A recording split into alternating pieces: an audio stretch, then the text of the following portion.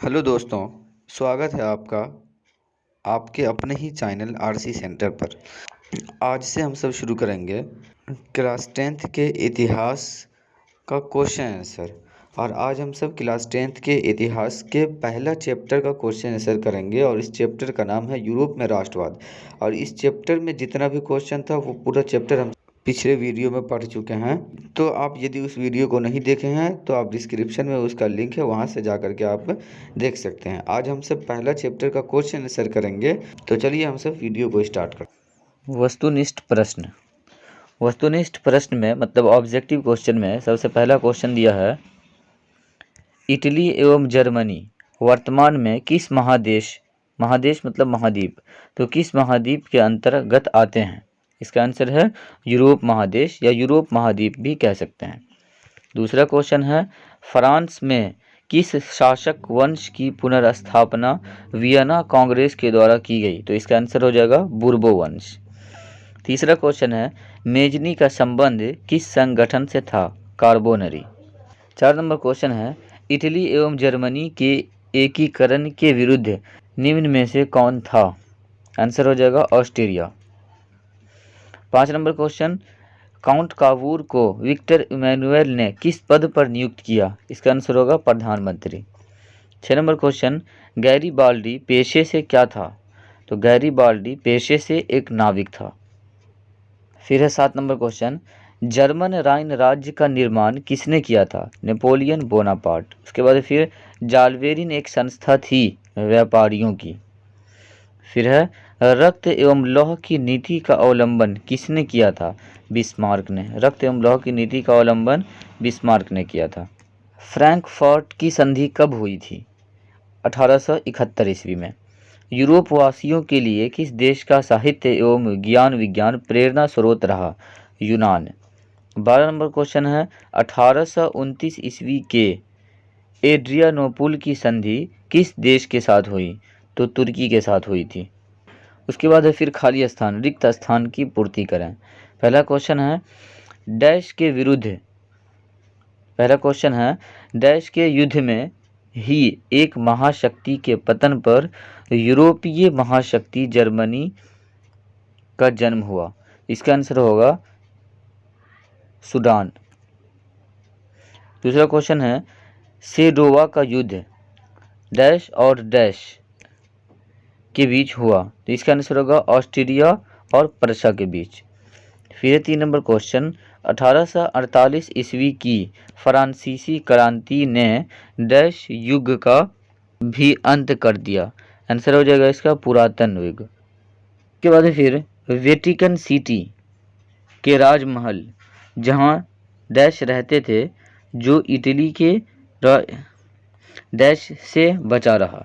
तो पहला खाली स्थान का आंसर हो जाएगा पोप और दूसरा का हो जाएगा आक्रमण। 5 नंबर क्वेश्चन है, यूनान को एक स्वतंत्र राष्ट्र घोषित करने के बाद बवेरिया के शासक डैश को वहां का राजा घोषित किया गया? आंसर हो जाएगा ओटो। उसके बाद है हंगरी की राजधानी है, इसका आंसर होगा बुडापेस्ट। अब आता है मिलान चिन्ह। मिलान चिन्ह में पहला है मेजनी, मेजनी का जो मिलान चिन्ह होगा वो होगा इटली। दूसरा नंबर में है हिगेल, हिगेल का हो जाएगा दार्शनिक। उसके बाद है फिर तीसरा बिस्मार्क, बिस्मार्क का जर्मन चांसलर। और चौथा है विक्टर इमैनुएल राजनीतिज्ञ। उसके बाद फिर मिलान चिन्ह है दूसरा वियना सम्मेलन, इसका आंसर हो जाएगा 1815, वियना सम्मेलन 1815 में हुआ था। उसके बाद मेटरनिक का पतन, तो मेटरनिक का पतन 1848 में। फिर इटली का एकीकरण 1871, सेडान का युद्ध 1870। उसके बाद फिर तीसरा मिलान चिन्ह है कोसुत, इसका हो जाएगा हंगरियन राष्ट्रवादी नेता। एड्रियानोपुल की संधि, इसका होगा आंसर 1829।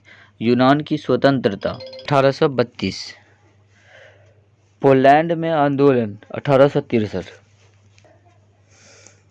अब है अति लघु उत्तरीय प्रश्न। पहला क्वेश्चन है, राष्ट्रवाद क्या है? इसका आंसर है राष्ट्रवाद किसी देश के सामाजिक, आर्थिक और राजनीतिक परिणाम का वाहक है जो लोगों में अपने देश के प्रति एकता और प्रेम का भाव जगाता है। दूसरा क्वेश्चन है मेजनी कौन था? इसका आंसर है मेजनी का जन्म 1815 ईस्वी को जेनेवा में हुआ था। मेजनी को इटली के एकीकरण का मसीहा कहा जाता है। मेजनी एक लेखक और दार्शनिक था जिन्होंने 1830 ईस्वी को नागरिक आंदोलन चलाया, जिसका समर्थन तमाम जनता ने किया था। मेजनी ने 1831 ईस्वी में यंग इटली की स्थापना किया तथा 1834 ईस्वी में यंग यूरोप की स्थापना किया था। तीसरा क्वेश्चन है जर्मनी के एकीकरण की बाधाएं क्या थी? आंसर इसका जर्मनी के एकीकरण की सबसे बड़ी बाधाएं ऑस्ट्रिया थी। ऑस्ट्रिया जर्मनी के एकीकरण की अनेकों बाधाएं थी। जर्मनी लगभग 300 छोटे छोटे राज्यों में बटा हुआ था। इन सभी राज्यों की शासकों की अपनी अपनी अलग सोच थी। धार्मिक और जातीय रूप से भी वे एक नहीं थे। उसके बाद है फिर क्वेश्चन मेटरनिख युग क्या है? मेटरनिख युग क्या है? आंसर हो जाएगा इसका 1815 ईस्वी से 1848 ईस्वी तक का समय को मेटरनिख युग या मेटरनिख काल कहते हैं। इसका मूल मंत्र था परिवर्तनों में बाधा डालना या परिवर्तनों में बाधा पहुंचाना। ये मेटरनिख का मूल मंत्र था। अब यहाँ से शुरू होता है लघु उत्तरीय प्रश्न, और लघु उत्तरीय प्रश्न में पहला क्वेश्चन है 1848 फ्रांसीसी क्रांति के कारण क्या थे? तो आंसर है लुई फिलिप के असफलता को 1848 ईस्वी की क्रांति का सबसे बड़ा कारण माना गया है। लुई फिलिप ने जनता से वादा किया था कि अगर हमारी सत्ता आई तो हम पूरी जनता को खुश रखेंगे। उसने गीजो को प्रधानमंत्री बनाया जो एक कठोर प्रकृति का व्यक्ति था। इसके काल में और भूखमरी बढ़ गई। इसका विरोध सुधारवादी नेता थेसर्स ने किया, लेकिन पुलिस द्वारा गोलियां चलवा दी जिससे बहुत सारे लोग मारे गए और नेता मारे गए। इसके बाद ही क्रांति शुरू हो गया। उसके बाद दूसरा क्वेश्चन है इटली जर्मनी के एकीकरण में ऑस्ट्रिया की भूमिका क्या थी? आंसर है इटली एवं जर्मनी के एकीकरण में ऑस्ट्रिया सबसे बड़ी बाधा थी।